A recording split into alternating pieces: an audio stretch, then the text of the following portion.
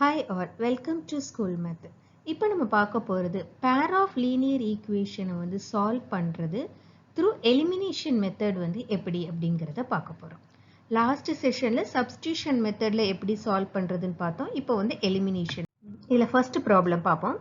The ratio of the income of two person வந்து 9:7. Income ஓட percentage 9:7 and expenditure வந்து 4:3 அப்படின்னு கொடுத்திருக்காங்க.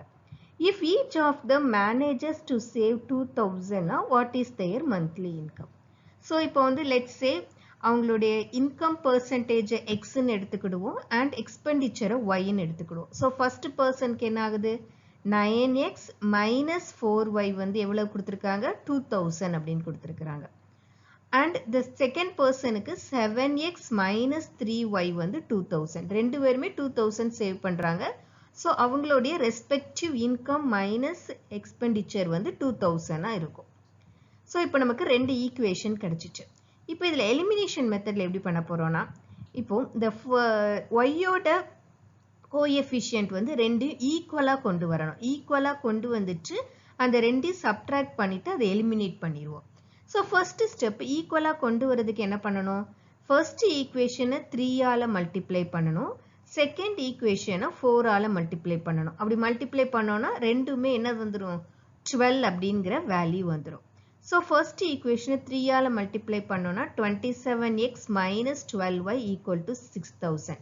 அதுமாதிரி second equation 4 ஆலனா 28x minus 12y equal to 8000 அப்படின்னு வருது.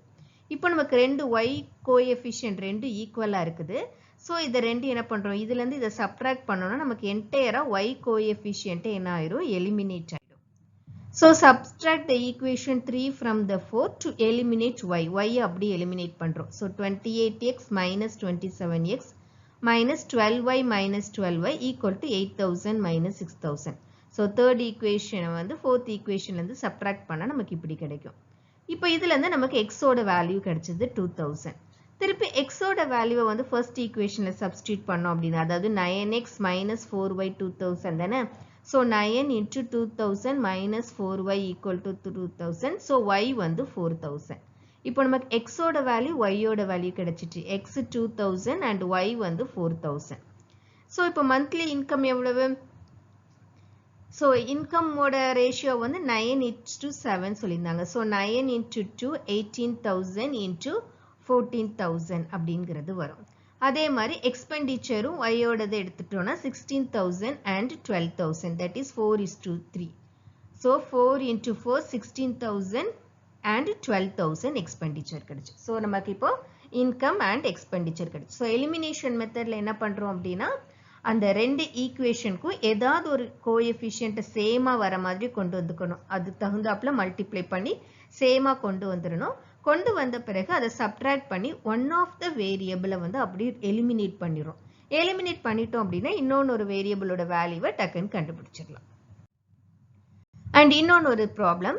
So 2x plus 3y minus equal to 8, 4x plus 6y equal to 7.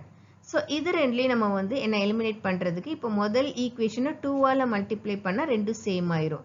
So first ஈக்குவேஷனை 2ஆலையும் second ஈக்குவேஷனை 1ஆலையும் மல்டிப்ளை பண்ணோன்னா 4x plus 6y equal to 16 வருது. 4x plus 6y equal to 7 வருது. இப்போ இந்த ரெண்டு ஈக்குவேஷன் நம்ம சப்ட்ராக்ட் பண்ணோன்னா இந்த ரெண்டுமே எலிமினேட் ஆயிரும். xம் மைனஸ் 4x minus 4x 0 ஆயிரும், yயும் 0 ஆயிரும். அப்போ நமக்கு எப்படி end ஆகும்? 0 equal to 9 end ஆகும். This equation is not true. It is false. So, இதிலிருந்து நமக்கு என்ன தெரியுது? இந்த particular pair of linear equationக்கு will not have any solution அப்படிங்கிறது தெரியுது.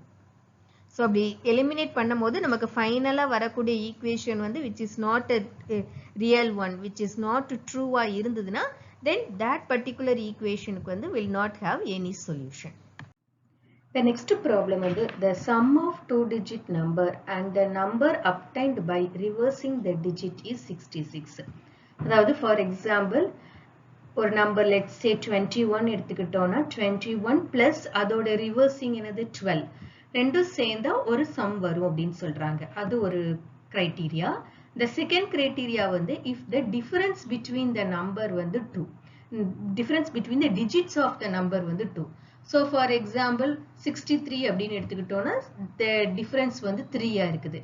42 ன்னு எடுத்துக்கிட்டோம்னா difference வந்து 2 இருக்கு. அதே மாதிரி the difference between the digits of the number வந்து 2.